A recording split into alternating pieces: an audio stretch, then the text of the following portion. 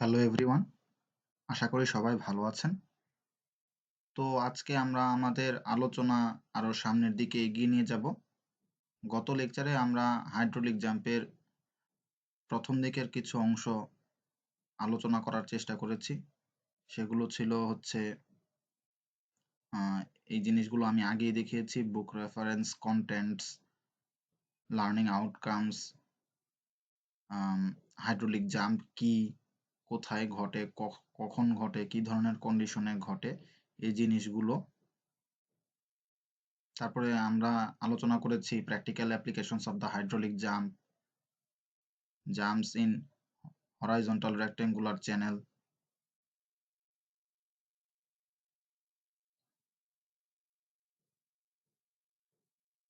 Types of jump, যেমন আনডিউলার jump কি, week jump কি, অসিলেটিং জাম্প কি, স্টেডি জাম্প কি, তো এবং স্ট্রং জাম্প কি, কোথায় ঘটে, এগুলোর বৈশিষ্ট্য কি, সেগুলো আমরা দেখার চেষ্টা করেছি। এরপরে আমরা দেখেছিলাম হচ্ছে সিকুয়েন্ট ডেপথের ইকুয়েশন কিভাবে আমরা ডিরাইভ করেছি, সেই জিনিসগুলো আমরা দেখেছি। এখানে এই যে সিকুয়েন্ট ডেপথের দুটো ফর্মুলা ছিল, কখন কোনটা সেটাও আমরা বলেছিলাম, যে উপরে যদি H2 থাকে তাহলে এখানে ফ্লুইড নাম্বার 1 চলে আসে, যদি এখানে H1 থাকে তাহলে ফ্লুইড নাম্বার 2 চলে আসে। যাই হোক, এরপরে আমরা জানতে পেরেছিলাম যে টেইল ওয়াটার ডেপথ কি, কখন জাম্প ফর্ম হয়, যখন আমাদের সিকুয়েন্ট ডেপথ আর টেইল ওয়াটার ডেপথ ইকুয়াল হয়ে যায়, তখনই মূলত জাম্পটা ঘটে থাকে। এরপরে আমরা যেটা লাস্ট টপিক পড়েছিলাম সেটা হচ্ছে লেংথ অফ জাম্প। আমাদের যে হাইড্রোলিক জাম্প সেটার লেংথ কিভাবে মেজার করব, এটা মেজার করার দুইটা ওয়ে ছিল। আমি বলেছিলাম একটা হচ্ছে আমাদের এই কার্ভ থেকে, যেটা হচ্ছে এই কার্ভ থেকে আমরা মোটামুটি বলতে পেরেছিলাম যে LG/H2 is nearly equal to 6.0 to 6.1। আরেকটা যেটা ছিল আমাদের এস্টিমেটেড একটা ইকুয়েশন ছিল, সেটা হচ্ছে সিলভেস্টার কর্তৃক প্রদত্ত, যেটা ছিল হচ্ছে যে LG/H1 is equal to 9.75 multiplied by fluid number 1 minus 1 whole to the power 1.01। তো এই জিনিসটুকু আমরা গতকালকে দেখেছিলাম। আশা করি আপনাদের সবাই বুঝতে পেরেছেন। যদি কোনো ধরনের কোনো সমস্যা থাকে তাহলে আপনারা বিএলসি এর ফোরাম সেকশনে ডিসকাস করতে পারেন। সবাই মিলে আমরা চেষ্টা করব একে অন্যের প্রবলেম গুলো সলভ করার। তো আজকে আমরা আমাদের দ্বিতীয় পার্টটা শুরু করতে যাচ্ছি আজকের দিনের। তো আমাদের প্রথমেই যে টপিকটা দিয়ে শুরু হচ্ছে আজকের দিনের লেসন, সেটা হচ্ছে বেসিক ক্যারেক্টারিস্টিক্স বা এনার্জি লস। এখানে মূলত আমাদের যে মানে জাম্পের কারণে যে এনার্জিটা লস হচ্ছে সেটা আমরা ক্যালকুলেশন করে দেখার চেষ্টা করব যে কি পরিমাণ এনার্জি লস হচ্ছে। The energy loss involved in a hydraulic jump is the difference between the total energies immediately before and after the jump। তার মানে আমরা দেখতে পাচ্ছি যে আমাদের যে প্রথম ফিগারটা ছিল, এখানে যে ফিগারটা আমরা দেখেছি, যে আমাদের এই যে immediately before and after the jump, তার মানে এইখানে আমাদের যে জিনিসটা, যে এই পয়েন্টে বা যে এই পয়েন্ট বলা যে কথা, এই পয়েন্ট বলা যে কথা, এইখানে যতটুকু এনার্জি, এটা হচ্ছে জাম্প দেওয়ার আগের এনার্জি। আর জাম্প দেওয়ার পরের এনার্জি কতটুকু? এইটুকু। ঠিক আছে, মানে এই যে এখান থেকে এইটুকু হচ্ছে জাম্প দেওয়ার আগের এনার্জি, আর জাম্প দেওয়ার পরের এনার্জি হচ্ছে এইটুকু। তাহলে এনার্জি লস হয়ে গেলে কতটুকু? এই যে এইটুকু, এইচএল পরিমাণ। এটাই হচ্ছে আমাদের কি এনার্জি লস। কারণ আমরা জানি যে আমাদের এনার্জিটা হচ্ছে এনার্জি লাইন পর্যন্ত আর কি। টোটাল এনার্জি দুইটার ক্ষেত্রেই সেম, কিন্তু যেটা হচ্ছে যে যে এনার্জিটুকু বর্তমানে আছে এক একটা সেকশনে, সেটা হচ্ছে এইটুকু। ওকে, তাহলে আমরা দেখি যে আমাদের এখানে HL ইজ ইকুয়াল টু কি, আমাদের H1, যেহেতু আপস্ট্রিমের টোটাল এনার্জি হেড মাইনাস করতে হবে হচ্ছে ডাউনস্ট্রিমের টোটাল এনার্জি হেড। আচ্ছা, তো এটা আমরা জানি যে আমরা energy principles and its application চ্যাপ্টারে দেখে এসেছিলাম যে এনার্জি হেডের ফর্মুলা হচ্ছে আমাদের যেটা এলিভেশন হেড ছিল Z, প্লাস ছিল হচ্ছে ওয়াটার লেভেল বা সারফেস লেভেলের ডিসটেন্স, বটম থেকে সারফেস লেভেলের ডিসটেন্স, যেটা ছিল H বা Y দিয়েও আমরা প্রকাশ করেছি। আর সাথে ছিল হচ্ছে আমাদের ভেলোসিটি হেড, সাথে একটা ছিল কোএফিসিয়েন্ট আলফা। আর H2 এর বেলাও একই জিনিস, ZB2 মানে বটম থেকে যে মানে এলিভেশন, প্লাস হচ্ছে সারফেস লেভেলের ডিসটেন্স বটম থেকে, আর হচ্ছে সেকশন 2 এর ভেলোসিটি হেড। তো এই দুইটা মাইনাস করলে আমরা পেয়ে যাব মূলত আমাদের হেড লস, কতটুকু এনার্জি লস হয়েছে। পরে জাম্প অন হরাইজন্টাল চ্যানেল, না যদি আমাদের হরাইজন্টাল চ্যানেল হয় তাহলে দেখা যাবে যে আমাদের এলিভেশন হেডের ভ্যালুটা ইকুয়াল হয়ে যায়, মানে ZB1 আর ZB2, মানে যদি ইকুয়াল চ্যানেল হয় এইরকম, তাহলে তো ডেটা লাইন থেকে দুইটারই ডিস্টেন্স সমান। এটা যদি সাপোজ যেমন এটাকে যদি ধরি আমরা ডেটাম লাইন এবং একটা হরাইজন্টাল চ্যানেল যদি ধরি এইরকম, তাহলে এই পয়েন্ট থেকে এইটুকুর ডিস্টেন্স এবং এই পয়েন্ট থেকে ওইটুকুর ডিস্টেন্স সমান হবে, মানে ZB1 এবং ZB2 দুটোই সমান। তার মানে এই পাশ থেকে এই পাশ থেকে দুইটা বাদ থেকে পড়ে যায়, তাহলে তখন শুধু থাকে হচ্ছে আমাদের HL is equal to H1 minus H2 is equal to এই যে আমাদের Z1 ZB2 বাদ, তখন থাকে শুধুমাত্র হচ্ছে H1 plus U1 square over 2G minus H2 plus U2 square over 2G। আর এটা হচ্ছে আমাদের এনার্জি। এই যে এটুকুকে আমরা বলতে পারি যে সেকশন 1 এর এনার্জি মাইনাস সেকশন 2 এর energy, where E1 and E2 are the specific energy. কারণ আমরা স্পেসিফিক এনার্জি পড়ে এসেছিলাম, স্পেসিফিক এনার্জির এই জিনিসটুকু আমরা জানি যে আমাদের সেকশন 1 এর স্পেসিফিক এনার্জি, কারণ আমরা জানি যে স্পেসিফিক এনার্জি কাকে বলে, যে বটম লেভেল থেকে যদি আমরা এনার্জি, মানে রিভারের বটম থেকে আমরা যদি এনার্জি মেজার করি, তাহলে সেটা হচ্ছে আমাদের কি স্পেসিফিক এনার্জি। তো আমাদের যেহেতু ডেটাম লাইন বা ZB1 ZB2 যে এলিভেশন হেডটা যেহেতু বাদ দিয়ে দিয়েছে, তার মানে এটুকু হচ্ছে আমাদের স্পেসিফিক এনার্জি। তো এই before and after the jump. আবার আমরা জানি কি যে আমাদের ভেলোসিটি হচ্ছে ডিসচার্জ ওভার এরিয়া, তাহলে এই যে E1 is equal to Q over A1, U2 is equal to Q over A2। আবার এরিয়া যেহেতু rectangular channel, A1 is equal to BH1, A2 is equal to BH2। এই সমস্ত কিছু আমরা বসিয়ে দিব হচ্ছে আমাদের ইকুয়েশন 2 তে। ইকুয়েশন 2 তে যদি আমরা এই জিনিসগুলো বসাই, তাহলে আমরা কি দেখতে পাই যে HL is equal to H1 minus H2, এটা তো ঠিকই আছে, H1 minus H2 U1 square over 2G। এর পরিবর্তে আমরা কি পাচ্ছি, যে এই ভ্যালুগুলো বসালে পাওয়া যায় হচ্ছে sorry Q square over 2GB square into H1 plus H2 into H2 minus H1 over H1 square into H2 square. খুবই কোনো জটিল জিনিসের কিছু নাই, আপনারা জাস্ট ভ্যালুগুলো পুট করবেন তাহলে বসে যাবে, এখানে বসে যাবে। প্রথমত হচ্ছে U1 এর পরিবর্তে আপনি যখন Q বাই A1 লিখবেন, আবার Q বাই A1 লেখার পরে A1 এর পরিবর্তে লিখে দিবেন BH1, তখন দেখবেন কাটাকাটি বা এলিমিনেশন প্রসেসে গেলে আমাদের ওভারঅল থাকে হচ্ছে এইটা। এখন H1 মাইনাস H2 এটা তো ঠিক আছে, Q square over 2GB square এটার পরিবর্তে আমি এটা লিখেছি। এটা কিভাবে লিখলাম, সেটা হচ্ছে আমাদের যেই Q square over 2GB square ছিল, আমরা একটু দেখি, আমাদের এখানে একটা ইকুয়েশন ছিল এর আগে, এই যে আমরা ইকুয়েশন 7টা যদি দেখি, আমাদের ইকুয়েশন 7 এ ছিল Q square over GB square is equal to হচ্ছে H1 H2 into H1 plus H2 over 2। আমরা যদি এখানেও 2 দিয়ে ডিভাইড করি, এই দিকেও আরো 2 দিয়ে ডিভাইড করতে হবে, তখন এই পাশে হবে হচ্ছে Q square over 2GB square, আর এই পাশে হবে হচ্ছে H1 H2 into H1 plus H2 whole over 4। এই জিনিসটা এখানে করা হয়েছে, এই ভ্যালুটা এখানে বসানো হয়েছে H1 H2 whole over multiplied by H1 plus H2 whole over 4 into বাকি ভ্যালুটুকু বসিয়ে দিয়ে দেখা গেছে এখানে এলিমিনেট করা যায়, H1 H2 এই দিক থেকে এই দিক থেকে কাটাকাটি যায়, ওভারঅল তখন থাকে হচ্ছে আমাদের H2 minus H1 whole to the power 3 বা whole cube over 4 H1 H2।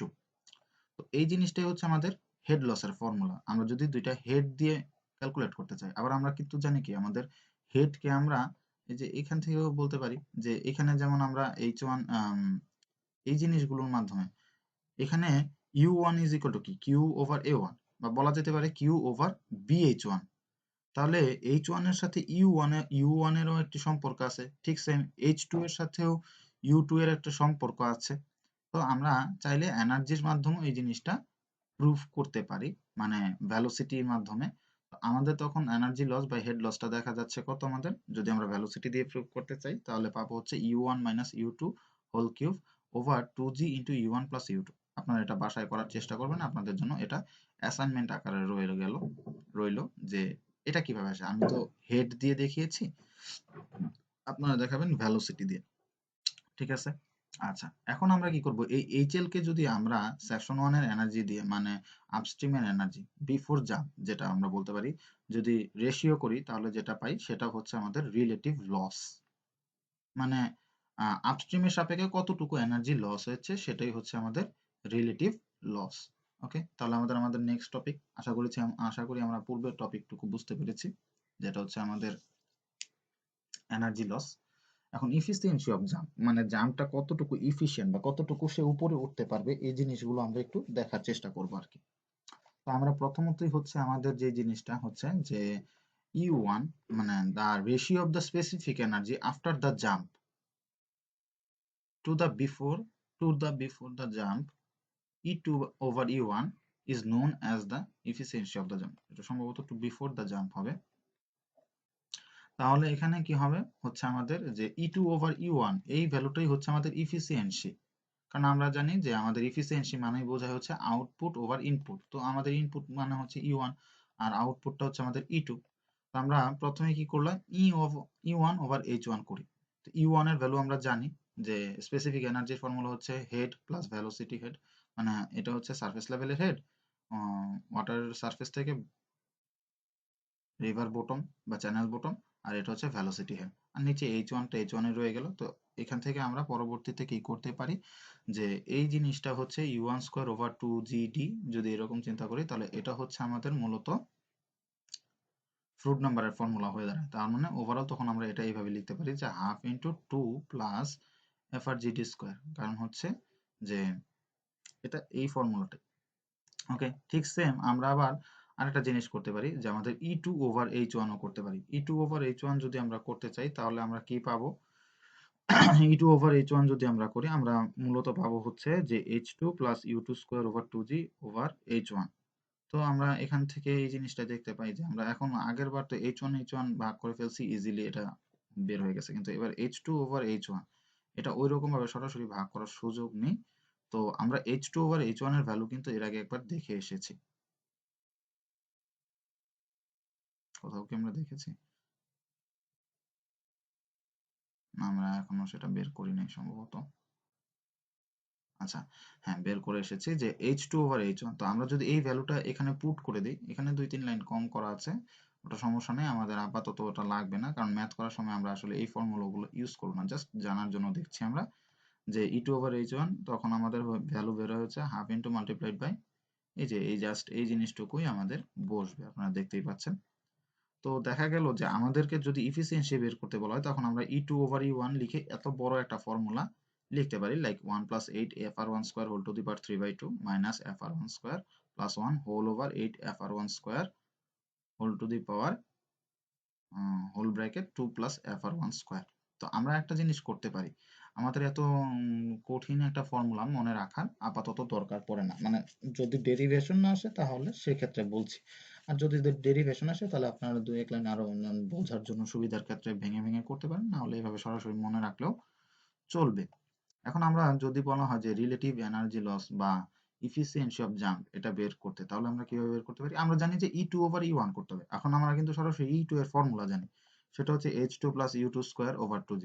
যদি আমাদেরকে সিকোয়েন্ট ডেপটা দেওয়া থাকে, ভেলোসিটিটা দেওয়া থাকে, তাহলে আমরা ইজিলি এটা বের করে ফেলতে পারতেছি, E2 এর মান বের করতে পারতেছি। ঠিক সেম E1 এর ভ্যালুটাও আমরা বের করতে পারি। কোনোভাবে যদি আমরা E2 এবং E1 আলাদা আলাদা ভাবে ক্যালকুলেশন করে বের করতে পারি, সাপোজ এটার ভ্যালু পাওয়া গেল 5, এটার ভ্যালু পাওয়া গেল 10, তাহলে কিন্তু আমরা 5/10 করে দিলে 0.5 বা 50% এটা আমরা কিন্তু বলে দিতে পারি, তখন আমাদের এত বড় ফর্মুলার দরকার পড়ে না। তবে কোন ক্ষেত্রে আমরা এই ফর্মুলা ইউজ করব? যদি আমাদেরকে এই হেড গুলো দেওয়া না থাকে বা ভ্যালোসিটি দেওয়া না থাকে, জাস্ট ফ্রুট নাম্বারটা দেওয়া আছে, আর তো কিছু করার নাই, ওই ক্ষেত্রে তখন দেখা যাবে আমাদের এই ফর্মুলাটা ইউজ করতে হবে। তো আমরা একটু কষ্ট করে হলেও এই ফর্মুলাটা মুখস্থ রাখার চেষ্টা করবো আমাদের ম্যাথ করার সুবিধার্থে। ওকে, তারপরে আমরা এখন পড়বো হচ্ছে হাইট অফ জাম্প। এটা আমাদের আরেকটা টপিক। হাইট অফ জাম্পটা আর কিছুই না, সেটা হচ্ছে আমাদের যে ফিগারটা আমরা যদি দেখি,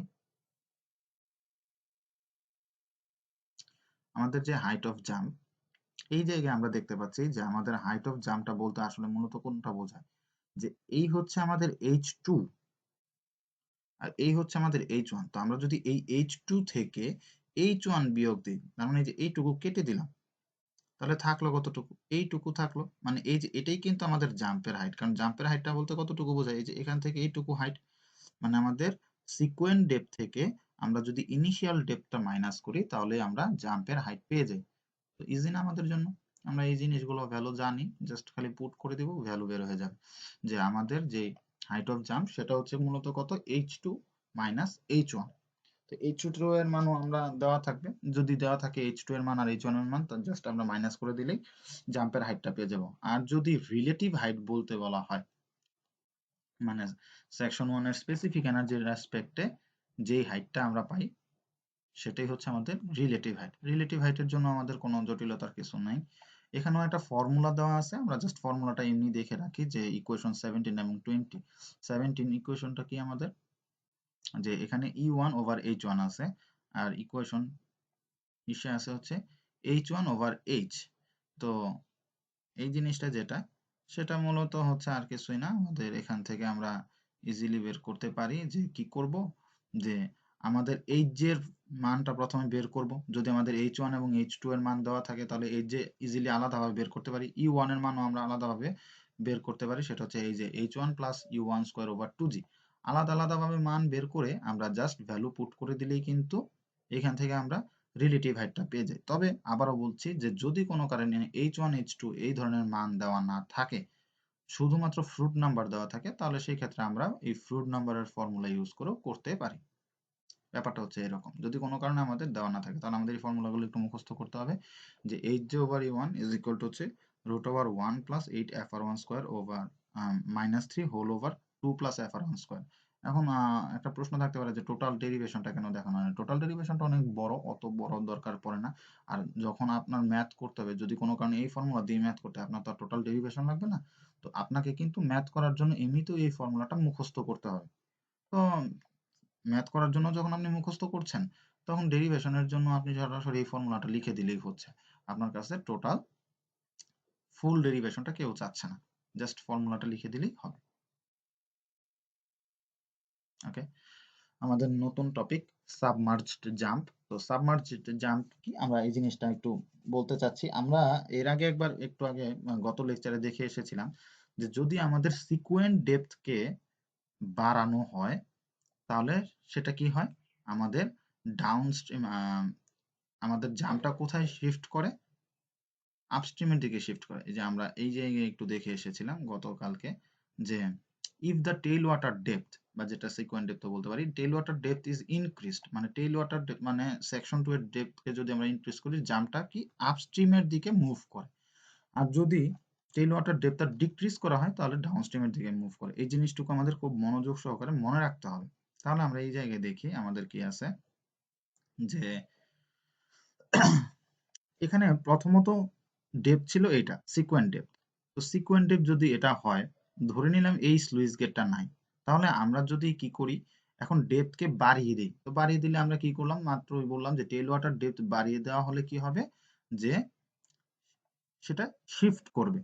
ওকে, শিফট করবে মানে কি, ডাউনস্ট্রিম থেকে আপস্ট্রিমের দিকে মুভ করার চেষ্টা করবে।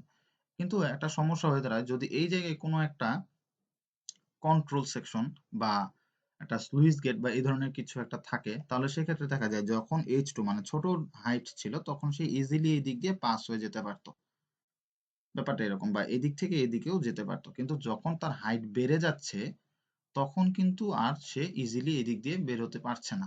তখন এইখানে একটা জাম্প ক্রিয়েট হচ্ছে, এই যে এরকম একটা জাম্প ক্রিয়েট হচ্ছে আর কি, এই যে এখান থেকে এইভাবে একটা জাম্প ক্রিয়েট হচ্ছে।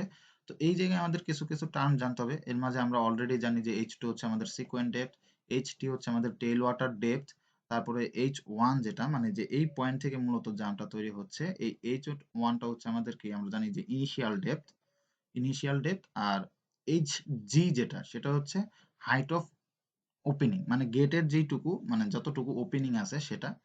আমাদের মোটামুটি এই সবগুলো জিনিসই জানা থাকে। আননোন যে টার্মটা সেটা হচ্ছে আমাদের H3, যেটা হচ্ছে আমাদের সাবমার্জ ডেপথ। এই ভ্যালুটা কতটুকু সেটা আমাদের ক্যালকুলেশন করে বের করতে হয়, ঠিক আছে। তো এই জিনিসটি আমরা দেখি এখানে কি লিখছে, by increasing the downstream depth. আমরা এতক্ষণ ফিগার থেকে একটু বোঝার চেষ্টা করলাম, এখন আমরা একটু থিওরিটিক্যালি পড়ার চেষ্টা করি। By increasing the downstream depth a jump can be moved upstream, যেটা আমি বললাম যে ডাউনস্ট্রিম ডেপথকে আমরা ইনক্রিজ করলে জাম্প আপস্ট্রিমের দিকে মুভ করে। Now if there is an upstream control like a sluice gate, এই যে এখানে একটা আপস্ট্রিমে কি দিয়েছি আমরা, কন্ট্রোল দিয়েছি, যেটা হচ্ছে sluice gate, the jump can not move upstream, তখন জাম্পটা কি করতে পারে না, আপস্ট্রিমের দিকে মুভ করতে পারে না। And a submerge jump is form, যখন সে মুভ করতে পারছে না তখন বাধ্য হয়েই এখানে এই সাবমার্জ জাম্পটা ক্রিয়েট হচ্ছে। It usually form downstream of gates in irrigation system, মানে এই ধরনের কাজটা মূলত হচ্ছে ইরিগেশন সিস্টেমের জন্য করা হয়ে থাকে। And the main unknown quantity in this case is the submerged depth H3। বাকি সবগুলো মোটামুটি জানা থাকে, আমাদের এই জিনিসটাই আমরা জানি না, এই জিনিসটা আমাদের ক্যালকুলেট করে বের করতে হবে, যেটা হচ্ছে H3 মানে কি আমাদের সাবমার্জড ডেপথ। তো আমরা দেখি কিভাবে ক্যালকুলেশন করে।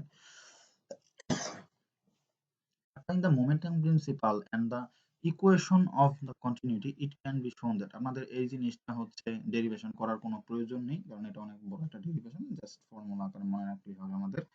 যেটা হচ্ছে যে কি, যে H3 over H1 is equal to 1 plus 2 FR1 square 1 minus H2 over Hg।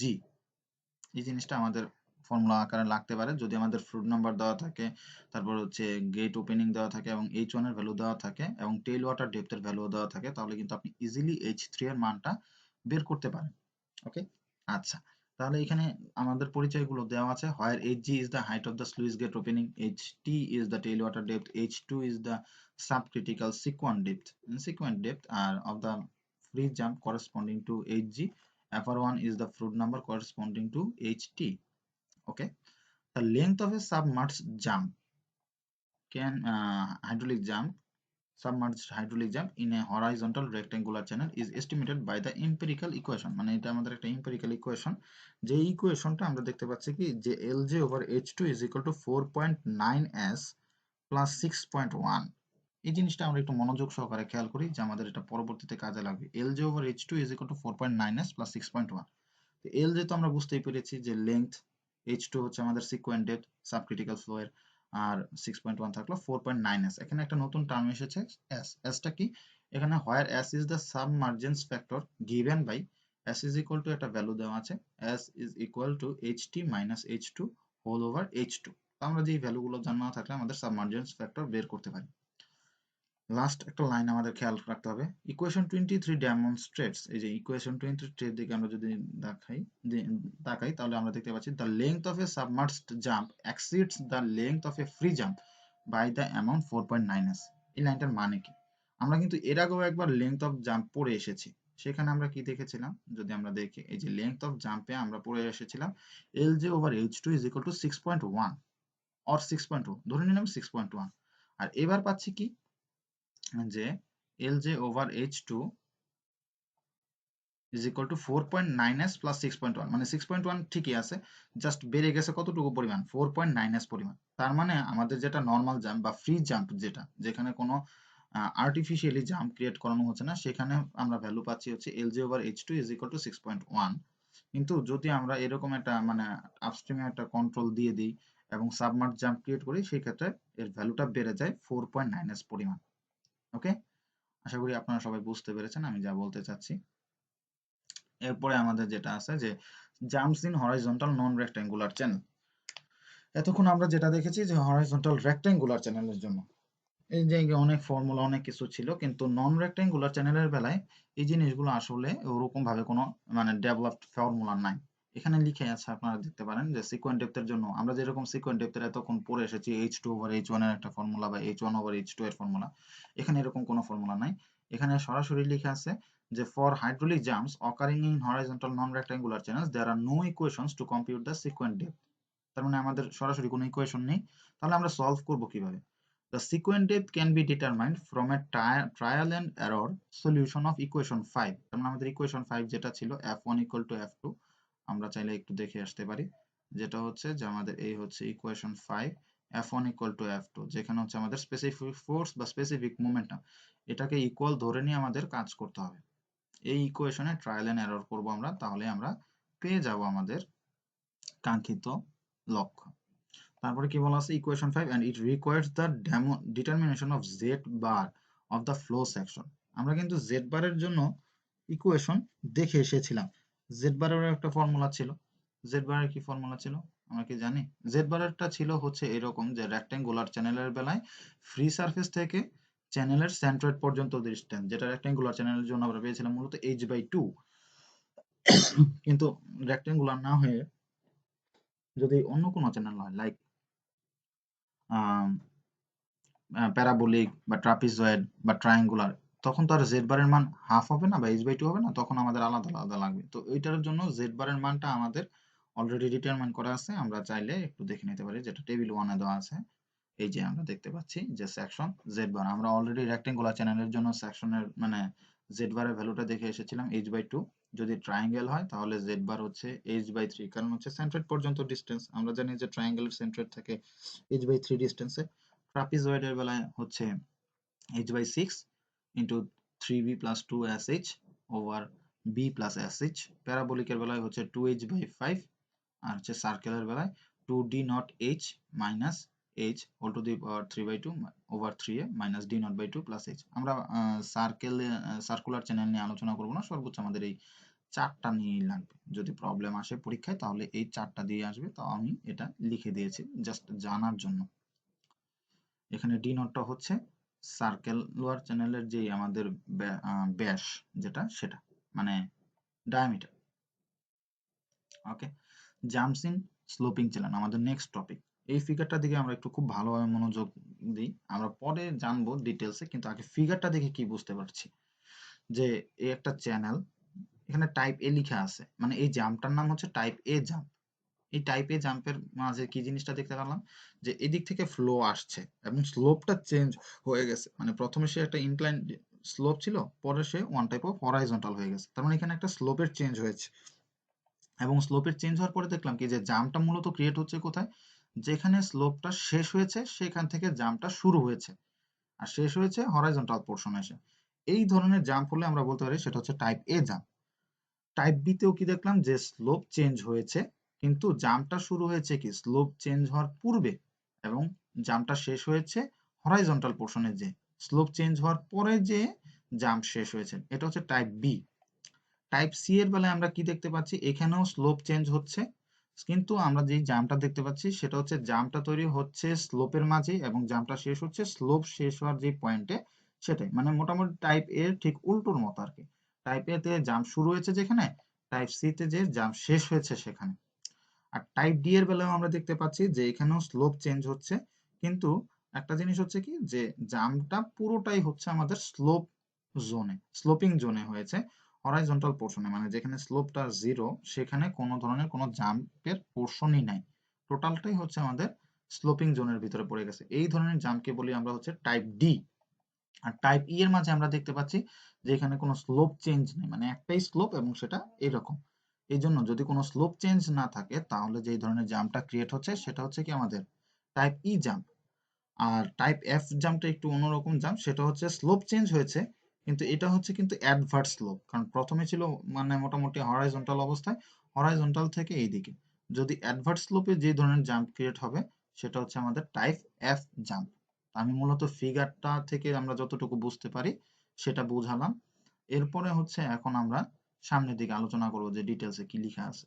এখানে আমাদের কিছু কিছু জিনিস জানতে হবে, যে এই ফিগারের মাঝে আমাদের কিছু জিনিস থাকা লাগে, যে কখন কোন ধরনের জাম্প ঘটবে। আগে আমরা কিছু পরিচয় জেনে নিই, তাহলে আমাদের জন্য আরো বুঝতে সুবিধা হবে। এখানে টোটাল আমাদের তিনটা জিনিস জানতে হবে, তিনটা না চারটা জিনিস।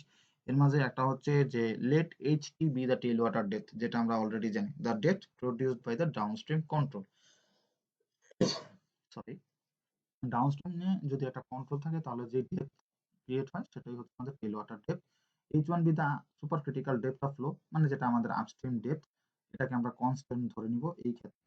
H2 ইজ দা হচ্ছে sequent depth corresponding two H1, যেটা আমরা অলরেডি জানি। নতুন আরেকটা জিনিস আমাদের জানতে হবে, সেটা হচ্ছে H2 স্টার। এটাও এক ধরনের সিকোয়েন্ট ডেপথ, তবে সেটা একটু আলাদা। H2 স্টারটা কি? H2 star is the sequent depth when the jump occurs on a sloping channel। আমরা এতক্ষণ যেই জাম্পগুলা পড়ে এসেছি, লাইক এই যে এখানে জাম্প বলি বা এইখানকার এতক্ষণ যত ধরনের জাম্প পড়েছি, এখানে কিন্তু সব হচ্ছে হরাইজন্টাল চ্যানেল ছিল, কিন্তু যদি কোনো কারণে স্লোপিং চ্যানেল চলে আসে তখন আরেকটা সিকোয়েন্ট ডেপথ আসে, সেটার নাম হচ্ছে আমাদের H2 স্টার। ওকে, আচ্ছা, এখন এটা সম্পর্ক দেখে আমরা বুঝতে পারবো কি লেখা আছে, যে যদি আমাদের টেল ওয়াটার ডেপথের ভ্যালুটা সিকোয়েন্ট ডেপথ যেটা বা সাবক্রিটিক্যাল ফ্লো এর তার ইকুয়াল বা তার চেয়ে কম হয়, তাহলে যেই টাইপ এ জাম্পটা ফর্ম করে। আর আমরা টাইপ এ জাম্পটা কি সেটা আমরা বুঝতেই পারছি। যদি আমাদের H2 স্টার মানে যেটা হচ্ছে স্লোপিং চ্যানেলের জন্য যে সিকোয়েন্ট ডেপথ, সেটা যদি HT এর চাইতে বড় এবং H2 এর চাইতে বড়, তাহলে হবে কি আমাদের যে jump is on the slope and the end of the horizontal bed, মানে এই যে শুরু হয়েছে কি স্লোপে এবং শেষ হয়েছে হরাইজন্টাল বেডের এদিকে, এই জন্য টাইপ জি ফর্ম করে। আর যদি আমাদের টেল ওয়াটার ডেপথ আর স্লোপিং চ্যানেলের সিকোয়েন্ট ডেপথ ইকুয়াল হয়ে যায়, এবং এটা যদি সাব ক্রিটিক্যাল ফ্লো এর সিকোয়েন্ট ডেপথের চেয়ে বড় হয়, তাহলে আমাদের টাইপ সি ফর্ম করে। এবং টাইপ সিটা কি আমরা অলরেডি বলেছিলাম, যেটা হচ্ছে শুরু করে হচ্ছে এসে স্লোপে এবং শেষ হয়ে হচ্ছে আমাদের হরাইজন্টাল বেডে। ওকে, আর যদি টেল ওয়াটার ডেপথ সবার চেয়ে বড় হয়, তাহলে টাইপ জি তৈরি হয়। আমাদের এই কন্ডিশনগুলো মনে রাখতে হবে, কোন কন্ডিশনে কোনটা তৈরি হয়। জাস্ট আর ফিগারটার কথা তো আমি বলেই রাখলাম, ইজিলি মনে রাখা যাবে কোনটার পরে কি। এখানে লিখে আছে টাইপ ই জাম্পটা তৈরি হচ্ছে আমাদের স্লোপিং বেড, যেখানে অন্য কোনো ই নাই, মানে which have no break in slope. এখানে কিন্তু ব্রেক হচ্ছে, এইভাবে স্লোপটা ছিল, পরে ব্রেক হয়ে হরাইজন্টাল হয়ে গেছে, কিন্তু এখানে কোনো ব্রেক নাই। আর the rare type F jump forms in adverse slope channels and is normally found in stilling basins below drop structures. মানে এই ধরনের অ্যাডভার্স স্লোপে আমরা টাইপ এফ জাম্পটা পেয়ে থাকি। এই ক্ষেত্রে আর কি কোনো হাইটের কন্ডিশন দেওয়া নাই। ওকে, স্টিলিং বেসিন এই জিনিসটা, এটা একটা ভাস্ট টার্ম এবং এটার মাঝে অনেক চাইলে অনেক ভাস্ট এবং ইলাবোরেটলি আলোচনা করা যায়, বাট আমরা এই ব্যাপারটা নিয়ে এত ইলাবোরেটলি আলোচনা করব না। আমরা জাস্ট প্রিলিমিনারি একটি আইডিয়া রাখবো। এই জন্য আমি জাস্ট এখানে ডেফিনিশন, মানে স্টিলিং বেসিনের ডেফিনেশন এবং টাইপস এইটুকুই আলোচনা করেছি, এর বেশি কিছু দেইনি। সেটা হচ্ছে কি, আমাদের স্টিলিং বেসিনের এখানে একটা ডেফিনেশনটা আমরা একটু দেখি। Stealing basin is a short length of paved channel. মানে এটা একটা পেভড চ্যানেল। পেভড চ্যানেল মানে কি, যেটা হচ্ছে যে কনক্রিট দিয়ে তৈরি করার মতো যে চ্যানেলগুলো তৈরি হয় সেগুলো হচ্ছে paved channel, placed at the end of A spillway or any other source of super critical flow two which a hydraulic jump used for energy dissipation is confined partly or entirely। মানে stealing বেসিনটা তৈরি করা হয় কেন, কারণ হচ্ছে যে একটা মানে যেখানে সুপার ক্রিটিক্যাল ফ্লো আছে, আমরা জানি যে সাব ক্রিটিক্যাল ফ্লো আর সুপার ক্রিটিক্যাল ফ্লো, এখন হাইড্রোলিক জ্যাম কখন ক্রিয়েট হয়, যখন super critical flow sub critical ফ্লোতে কনভার্ট হয়ে যায়। তো যেখানে সুপার ক্রিটিক্যাল ফ্লো আছে সেই জায়গায় যদি আমি স্টিলিং বেসিনটা এই প্লেস করি, তাহলে দেখা যায় কি একটা হাইড্রোলিক জ্যাম ফর্ম করে এবং সেটা কি হয়, হাইট বেড়ে যে আমাদের সাব ক্রিটিক্যাল ডেপথে কনভার্ট হয়। আর এই কনভার্ট হওয়ার কারণে কি হয়, এনার্জি ডিসিপেশন হয়। এইভাবে করে আমরা আমাদের ডাউনস্ট্রিমকে কি করতে পারি, রক্ষা করতে পারি ইরোশন বা স্কাউরিং থেকে। এই জন্য মূলত স্টিলিং বেসিনটা প্রোভাইড করা হয়। আর স্টিলিং বেসিং এর যেই কি বলা যেতে পারে, যে কিছু কিছু পার্টস আছে, এই পার্টস গুলোর মধ্যে আছে চুয়ার্ড ব্লকস, তারপর আছে সিলস অ্যান্ড বাফাল পিয়ার্স। এই জিনিসগুলোর ফিগারও আছে, আপনারা চাইলে দেখে নিতে পারেন ইন্টারনেটে, তবে আমাদের ফিগার আপাতত ড্র করার কোনো প্রয়োজন নেই। এখন আমরা দেখবো হচ্ছে টাইপস। টাইপস এর মাঝে আছে হচ্ছে ইউএসবিআর বেসিন 2, ইউএসবিআর বেসিন 3, ইউএসবিআর বেসিন 4, আর হচ্ছে সেন্ট অ্যান্থনি ফলস স্টিলিং বেসিনস। এখন ইউএসবিআর মানে কি, ইউএসবিআর এর মানে হচ্ছে, আমি আপনাদেরকে যেই ডক ফাইলটা বা যে পিডিএফ ফাইলটা প্রোভাইড করব সেখানে ইউএসবিআর এর ফুল ফর্ম আছে, তাও আমি বলে দিচ্ছি। সেটা হচ্ছে United States Bureau of Reclamation. এটা হচ্ছে আমাদের USBR, United States Bureau of Reclamation. Okay, তাহলে আমাদের এই জিনিসটুকু গেল স্টিলিং বেসিন এবং টাইপস। এখন আমরা কিছু প্রবলেমস দেখব। প্রবলেমস এর মাঝে আমরা কি কি পাচ্ছি, যে আমাদের এক নাম্বার যে এক্সাম্পলটা আমরা দেখতে পাচ্ছি সেটা আমি নিয়েছি হচ্ছে মূলত আব্দুল হালিম স্যারের 120 নাম্বার পেজ থেকে। প্রশ্নটা আমরা একটু খেয়াল করি। এগুলো ইজি কোশ্চেন, ইজি, জাস্ট ফর্মুলাতে ভ্যালু পুট করে দিলেই হয়ে যাবে। Water flows in a horizontal rectangular channel. তার মানে হরাইজন্টাল রেক্ট্যাঙ্গুলার চ্যানেল, আমরা ডাটাগুলোর দিকে ভালোভাবে খেয়াল করি। 6 মিটার ওয়াইড, তার মানে আমাদের উইথের ভ্যালু দেওয়া আছে, এর ডেপথ অফ 0.52 মিটার, ইনিশিয়াল ডেপথটাও দেওয়া আছে মানে h1, and velocity of 15.2 metre per second. If a hydraulic jump forms in this channel, determine the type of jump. মানে আমাদের টাইপটা বের করতে হবে। দ্য ডাউনস্ট্রিম ডেপথ, যেটা আমাদের মানে কি বলা যেতে পারে সিকোয়েন্ট ডেপথ, সেটা বের করতে হবে। ডাউনস্ট্রিম ফুট নাম্বার বের করতে হবে। Effort to the efficiency of the jump বের করতে হবে, মানে E2/E1। রিলেটিভ হাইট বের করতে হবে, যেটা হচ্ছে আমাদের Hj/E1। The length of the jump, যেটা হচ্ছে Lj, বের করতে হবে। The relative height of the jump মানে হচ্ছে Hj/E1 বের করতে হবে। আর হর্স পাওয়ার ডিসিপেশন মানে এনার্জি বের করে এনার্জি লসটা সেটাকে হর্স পাওয়ারে কনভার্ট করতে হবে আর কি। তো আমরা সবই কিন্তু ফর্মুলা জানি, জাস্ট ভ্যালু পুট করলেই হয়ে যাবে। এখানে কনফিউজড হওয়ার বা ভয় পাওয়ার মতো কিছু নেই। আমরা দেখি কি লিখে আছে সলিউশনে। এই যে আমাদের যে ডেটাগুলো দেওয়া আছে সেগুলো আমরা মূলত তুলে নিলাম। যে বি এর ভ্যালু দেওয়া আছে 6 মিটার, এইচ ওয়ান এর ভ্যালু দেওয়া আছে মানে ইনিশিয়াল ডেপথ 0.52 মিটার এবং ইউ ওয়ান এর ভ্যালু দেওয়া আছে 15.2 মিটার পার সেকেন্ড। তো আমরা প্রথমে বলা হয়েছে যে টাইপ অফ জাম্প বের করতে, মানে কি ধরনের জাম্প এটা। তো আমরা ফ্লুইড নাম্বার বের করতে পারি। ফ্লুইড নাম্বারের ফর্মুলা হচ্ছে U one over GH one. Value put করে দিলে আমরা ভ্যালু পাচ্ছি 6.3। তাহলে আমরা এটা ওই যে আমাদের যে ফিগার ছিল একদম প্রথম দিকে, যে দেখেছিলাম যে যদি আমাদের 4.5 থেকে 9 এর ভিতরে হয় তাহলে সেটা হচ্ছে স্টেডি জাম্প। তাহলে আমাদের যেহেতু 6 পয়েন্ট সামথিং এসেছে, একটু দেখে নিই,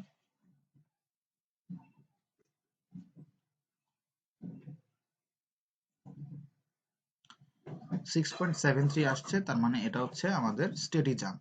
এরপরে আমাদেরকে বলা হয়েছে যে বের করতে ডাউনস্ট্রিম ডেপথ। ডাউনস্ট্রিম ডেপথ মানে H2। তো আমরা কিন্তু আমাদের সিকোয়েন্ট ডেপথের ফর্মুলা জানি, ইকুয়েশন জানি, সেটা হচ্ছে H2 ওভার H1 বা H1 ওভার H2 করলেও হবে।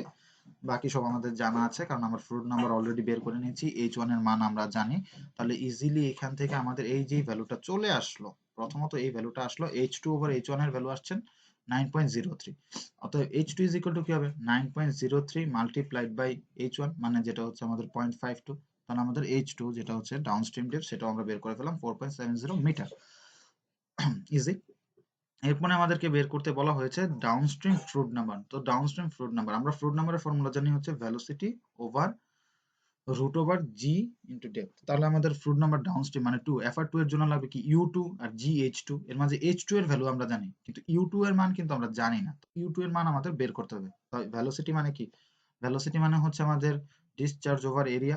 তো ডিসচার্জ ওভার এরিয়া যদি আমরা করতে চাই সেক্ষেত্রে আমাদের করতে হচ্ছে ডিসচার্জের ভ্যালু আমাদেরকে কি দেওয়া আছে,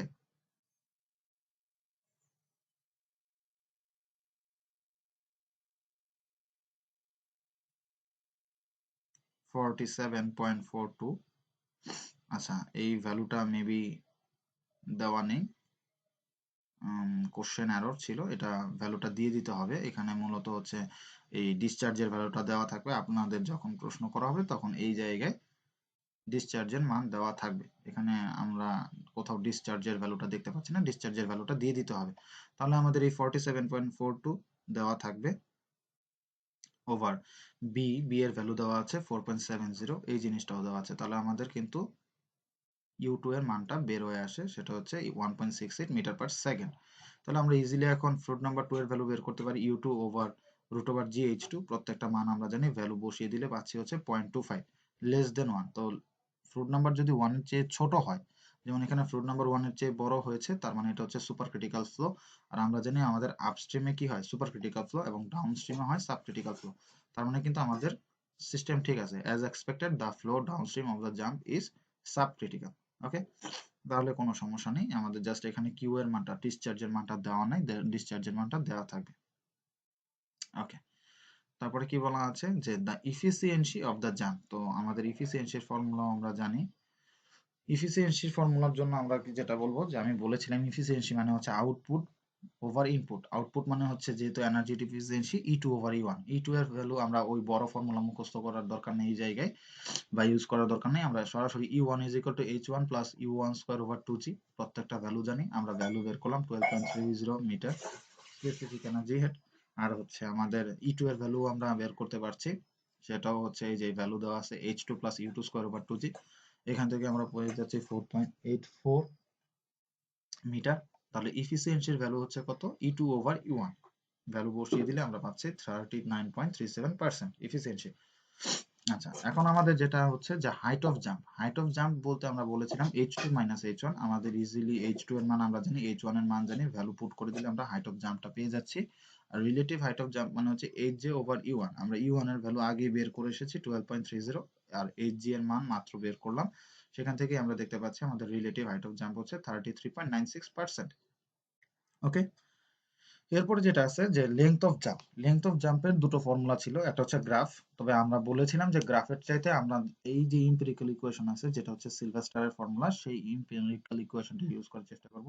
সেটা হচ্ছে 9.75 H1 into FR1 minus 1 whole to the power 1.9। 0.01। তাহলে প্রত্যেকটা মান আমরা জানি, h1 এর মান জানি, f1 এর মান জানি, ভ্যালু পুট করে দিলে আমাদের লেন্থ অফ জাম্পের ভ্যালুটাও চলে আসে। লাস্টে কি আছে আমাদের এনার্জি লস বা হেড লস, যেটা সেটারও ফর্মুলা আমরা কিন্তু অলরেডি জানি। আমরা u1 u2 দিয়েও করতে পারি, মানে ভেলোসিটি দিয়ে, আবার আমরা হেড দিয়েও করতে পারি, h2 - h1 whole cube over 4 h1 h2। প্রত্যেকটা ভ্যালু আমাদের জানা আছে, জাস্ট ভ্যালু পুট করে দিয়েছি। তো খুবই ইজি জিনিস, জাস্ট প্রত্যেকটারই ফর্মুলা আছে, জাস্ট ভ্যালু পুট করলেই হয়ে যায়। রিলেটিভ এনার্জি লস হচ্ছে HL ওভার E1। তো আমরা HL এর ভ্যালু বের করেছি, E1 এর ভ্যালু জানি, ভ্যালু পুট করে দিলে আমরা পাচ্ছি এখানে ইকুয়াল চিহ্নটা বসানো হয়নি, টাইপিং মিস্টেক। তো আমাদের ভ্যালুটা হবে হচ্ছে 60.75%। ওকে, আর লাস্ট আমাদের যেই কোশ্চেন সেটা ছিল হচ্ছে আমাদের পাওয়ার ডিসিপেশন। তো পাওয়ার ডিসিপেশনের জন্য আমাদের কি লাগবে, আমাদের যেই ফর্মুলাটা সেটা হচ্ছে গামা কিউ এইচ এল বা হচ্ছে রোজি এইচ এল, রোজি কিউ এইচ এল। তো রোজি এর মান পানির ঘনত্ব যেটা ডেন্সিটি সেটা হচ্ছে 1000, জি এর মান হচ্ছে 9.81, আর কিউ যেটা সেটা আমাদের দেওয়া আছে, যদিও কোশ্চেনে দেওয়া নেই কিন্তু দেওয়া থাকবে পরীক্ষায়, সেটা হচ্ছে 47.42। আর এইচএল এর ভ্যালু আমরা একটু আগে বের করে এসেছি, সেটা হচ্ছে আমাদের 7.47। ওকে, তাহলে এখান থেকে আমরা পেলাম হচ্ছে আমাদের পাওয়ারের ভ্যালুটা কত, 34,74,970 ওয়াট। এটাকে আমরা ডিভাইড করলাম হচ্ছে 745.7 দিয়ে, কারণ আমাদেরকে বলা হয়েছিল হর্স পাওয়ার ডিসিপেশন বের করতে। আর আমরা জানি 1 হর্স পাওয়ার সমান হচ্ছে আমাদের 745.7 ওয়াট বা 746 ওয়াট। কেউ চাইলে 746 দিয়েও ডিভাইড করতে পারেন। তাহলে সেক্ষেত্রে ভ্যালু আসবে হচ্ছে আমাদের 4660.01 বা 4660.01 এইচপি। ওকে, আমাদের এক্সাম্পল 1 শেষ। আমরা এক্সাম্পল 2 তে যাচ্ছি এখন। খুবই ইজি কোশ্চেন এটাও। এই হরাইজন্টাল ট্রাপিজয়েডাল চ্যানেল, তার মানে এটাও কিন্তু নন রেক্টেঙ্গুলার চ্যানেল, যেখানে বি এর ভ্যালু দেওয়া আছে 6 মিটার, স্লোপ দেওয়া আছে 2, যেটা আমাদের হচ্ছে side slope. Carries a discharge of, এই যে এখানে আমাদের আবার ডিসচার্জ দেওয়া আছে 120 metre cube per second. The upstream depth of flow, মানে আমাদের h1 এর ভ্যালু দেওয়া আছে 1 metre, compute the downstream depth মানে হচ্ছে h2। ওকে, ট্রাপিজয়েডাল চ্যানেলের জন্য এই জিনিসগুলো দেওয়া আছে। এট দ্য আপস্ট্রিম সেকশনের জন্য আমরা এই জিনিসগুলো বের করে নিতে হবে, এবং এই জিনিসগুলো জানি আমরা যে ট্রাপিজয়েড চ্যানেলের এরিয়ার ফর্মুলা কি, ইজিলি আমরা বের করে নিতে পারি। তারপরে টপ উইথ যেটা মানে সেটাও বের করে নিতে পারি, আর হচ্ছে আমাদের যেই হাইড্রোলিক ডেপথ সেটার ফর্মুলা বের করতে পারি। এই ওয়ানটা সাবস্ক্রিপ্ট হবে। আচ্ছা, E1 is equal to Q over A1, এটাও বের করে নিতে পারি, এবং ফ্লুইড নাম্বারটাও বের করে নিতে পারি। আমাদের এই ডেটাগুলো যা দেওয়া আছে তা থেকে আমরা এই জিনিসগুলো আগেই বের করে নিব। কেন বের করে নিব সেটা আমরা দেখছি পরে। ওকে, তা এখন আমাদের যেটা সর্বপ্রথম লাগবে সেটা হচ্ছে আমাদের, আমি বলেছিলাম আমাদের ট্রাপিজয়েডাল বা নন রেক্টেঙ্গুলার চ্যানেলের জন্য সরাসরি কোনো ফর্মুলা নাই। আমাদের কি করতে হবে,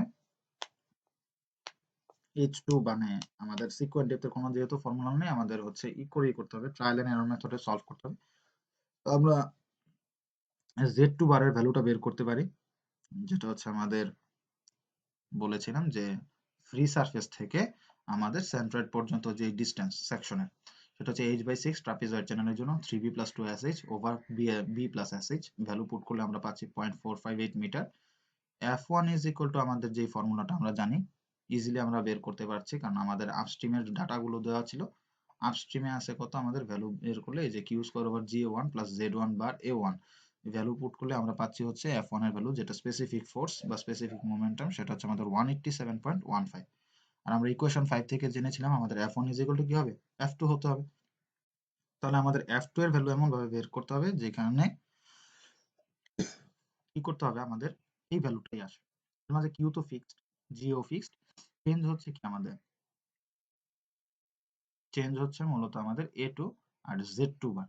তাহলে আমাদের এই জায়গায় যে যেটা বলা আছে যে ইকুয়েশন, এই কন্ডিশনটা স্যাটিসফাই করতে হবে। For the given section and discharge, the critical depth HC is found to be 2.58. Solve it assignment. আমি এই জিনিসটা ক্যালকুলেশন করে দেখাইনি, জাস্ট বলে দিয়েছি যে আমাদের ক্রিটিক্যাল ডেপথের ভ্যালুটা হচ্ছে 2.58 মিটার, কিন্তু এটা কোত্থেকে আসলো, এটা ক্যালকুলেশন করে বের করতে পারি। কিভাবে ক্যালকুলেশন করব সেটা আমরা এনার্জি প্রিন্সিপালসে দেখে এসেছি, যে ট্রাপিজয়েডাল চ্যানেলের বেলায় কিভাবে ক্রিটিক্যাল ডেপথ সলিউশন করতে হয়। আপনারা জাস্ট আগের লেকচারটা দেখবেন, আপনারা দেখলেই বুঝতে পারবেন একই জিনিস, জাস্ট আলাদাভাবে ক্যালকুলেশন করতে হবে। এজন্যই আপনাদেরকে এটা অ্যাসাইনমেন্ট আকারে দেওয়া।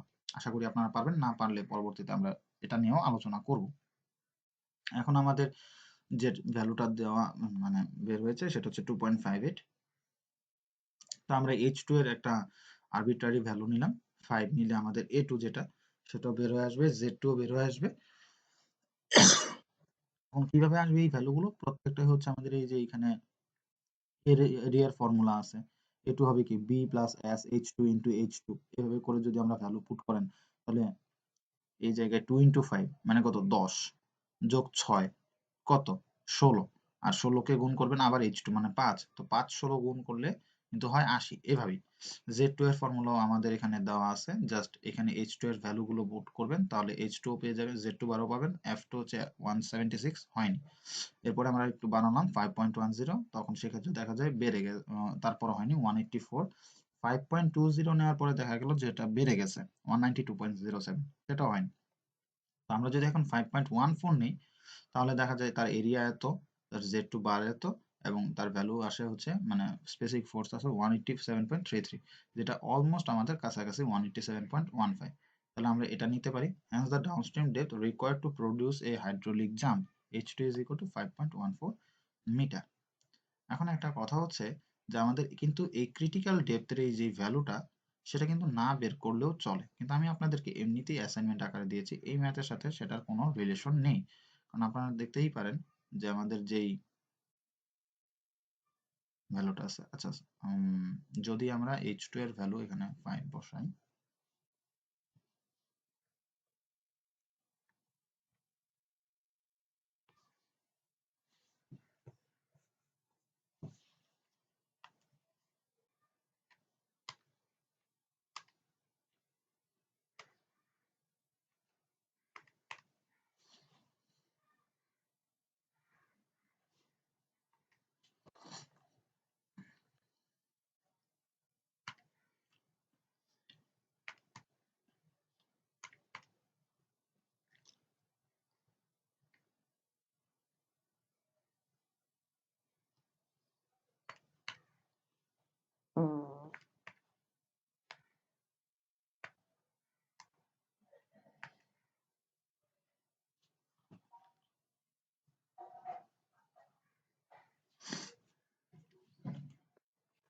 কথা বলে না, আস্তে ধীরে কাজ করো।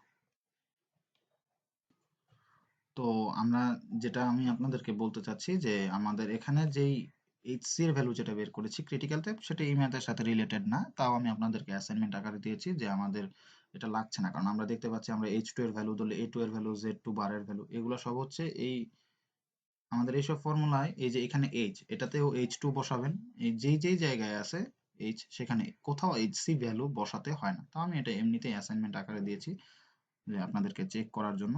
তাহলে আমরা দেখতে পাচ্ছি আমাদের H2 এর ভ্যালু হচ্ছে 5.14 মিটার। নাও আমাদের লাস্ট এক্সাম্পল, যেটা হচ্ছে এক্সাম্পল 3, খুবই ছোট। সেটা হচ্ছে যে compute the relative energy loss that will occur if there is a hydraulic jump in the channel considered in example 2। মানে আমাদের এক্সাম্পল 2 এর ডাটাগুলো দিয়ে ইজিলি আমরা করতে পারবো। এক্সাম্পল 2 এর ডাটা ইউজ করে আমরা রিলেটিভ এনার্জি লসটা বের করবো। রিলেটিভ এনার্জি লস মানে হচ্ছে HL ওভার U1, এই জিনিসটা আমাদের বের করতে হবে। তো HL টা বের করার জন্য আমাদের কি লাগবে, আমরা এখান থেকেই দেখতে পারি ফ্রম এক্সাম্পল 2 H1 এর ভ্যালু দেওয়া আছে, U1 এর ভ্যালু দেওয়া ছিল, ফ্লুইড নাম্বার 1 এর ভ্যালু আমরা বের করে নিয়েছি। If there is a hydraulic jump, তখন H2 এর ভ্যালু আমরা যেটা ক্যালকুলেট করে বের করেছি 5.14 মিটার, আর A2 এর ভ্যালুও বের করেছি 83.68 মিটার স্কয়ার। তাহলে আমরা ইজিলি U2 এর ভ্যালুটা বের করতে পারি, Q ওভার A2 বের হয়ে গেল। এখন আমাদের U1 এর ভ্যালু কত, H1 plus U1 square over 2G, H1 এর মান জানি, U1 এর মান জানি, তাহলে আমাদের U1 এর ভ্যালু বের হয়ে যায়। E2 এর মানটাও ঠিক সেম একইভাবে বের করলাম। তাহলে আমাদের যেটা হচ্ছে যে এনার্জি লস যেটা, সেটা কিন্তু আমাদের মূলত হচ্ছে U1 মাইনাস E2, তাহলে আমাদের এনার্জি লসটা বের হয়। আর এই এনার্জি লসকে পরবর্তীতে আমরা কি করতে পারি যে E1 দিয়ে ভাগ করতে পারি, বা আমাদের energy loss HL over E1 যেটা, সেটার আরো একটা ফর্মুলা ছিল 1 মাইনাস E2 ওভার E1, ওটাও আমরা ইউজ করতে পারি। যাই হোক, আপনারা এভাবে চাইলেই বের করতে পারবেন। এখানে এই হেড লসটাই হচ্ছে আমাদের দুই স্পেসিফিক হেডের বা স্পেসিফিক এনার্জি এর ডিফারেন্সটাই হচ্ছে আমাদের হেড লস। আর এটাকে যদি আমরা সেকশন 1 এর স্পেসিফিক এনার্জি দিয়ে ডিভাইড করি তাহলে আমরা পাবো রিলেটিভ এনার্জি লস, এটাই হচ্ছে আমাদের 57.98%। ওকে, আমাদের আপনাদের জন্য কিছু অ্যাসাইনমেন্ট হলো এগুলো। আপনারা বাসায় ট্রাই করবেন। আমাদের আগে যে এক্সাম্পল গুলো আছে সেগুলো যদি আপনারা ভালোভাবে বুঝে থাকেন তাহলে আশা করি খুব ইজিলি করতে পারবেন। তারপরে যদি কোথাও সমস্যা হয় তাহলে আমরা দেখব। আপনাদের অ্যাসাইনমেন্টের জন্য নির্দিষ্ট টাইম এবং ডেট দেওয়া থাকবে বিএলসি প্ল্যাটফর্মে। আপনারা আমার অ্যাকাউন্টে যে দেখে নেবেন এবং আশা করি আপনারা টাইমলি সেটা সাবমিট করে দিবেন। এই হচ্ছে আমাদের হাইড্রোলিক জ্যাম, এখানেই শেষ হচ্ছে। আশা করি বুঝতে পেরেছেন সবাই। Thank you.